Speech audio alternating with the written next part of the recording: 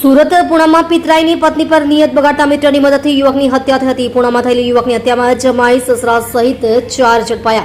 શહેરમાં દર ત્રીજા દિવસે હત્યાનો ધારો પડી ગયો હોય તેમ ગુરુવારે પૂણા ગામ લેક ગાર્ડન પાસે થયેલી ભાવનગરના યુવકની હત્યામાં તેના જ પિતરાઈ સહિત 4ની ધરપકડ થઈ હતી.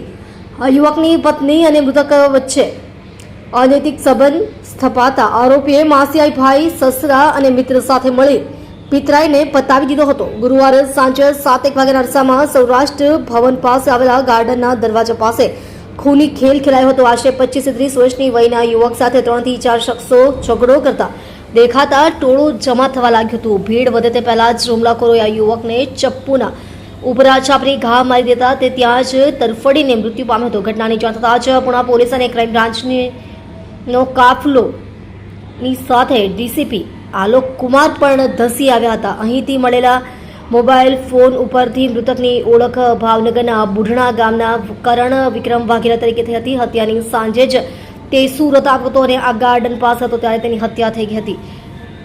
અનૈતિક સંબંધની આશંકા વચ્ચે પોલીસે હાથ ધરેલી તપાસમાં તે જ કારણ બહાર આવ્યું હતું. ક્રાઇમ બ્રાન્ચના ડીસીપી ભાવેશ રોજિયાએ જણાવ્યું હતું કે તેમની ટીમે આ હત્યામાં સામેલ મૃતકના પિતરાઈભાઈ અજીત ભરત વાઘેલા હાલ રહે લક્ષ્મણનગર કાપોદ્રા, મૂળ બુલઢાણા ગામ ભાવનગર, મસિયાઈ વીર વાવકુશ વાઘેલા, મિત્ર રાહુલ લક્ષ્મણ પરમાર અને સસરા જયંતી ધના પરમાર હાલ રહે કિરણ ચોક પાસે પોપડામાં, મૂળ રહે કુતાણા ગામ, જિલ્લો અમરેલીનાની ધરપકડ કરી હતી. પત્નીને રહી સુરત આવતો છતાં કરણ પ્રેમિકાને મળવા પાછળ આવ્યો. અજીત વાઘેલા ઉંમર વર્ષ 20 ના વતન બુઢણા ગામમાં રહેતો હતો અને તેની પાડોશમાં જ પિતરાઈ કરણ વિક્રમ વાઘેલા રહેતો હતો. કરણ અને પોતાની પત્ની વચ્ચે ચાલી રહેલા અનૈતિક સંબંધની જાણ થતાં તેણે ગામમાં ઝઘડો પણ કર્યો હતો અને પત્નીને લઈ 10 દિવસ પહેલા તે સુરત આવ્યો હતો.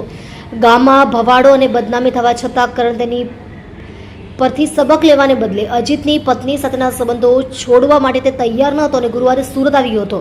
આ વાતની જાણ વતનથી મિત્ર મારફત અજીતને થઈ જતાં તેણે સસરા, માસિયાઈ ભાઈ અને મિત્ર સાથે મળી પૂણા તળાવ પાસે પહોંચી કરણ વાઘેલાને રહેસી નાખ્યો હતો.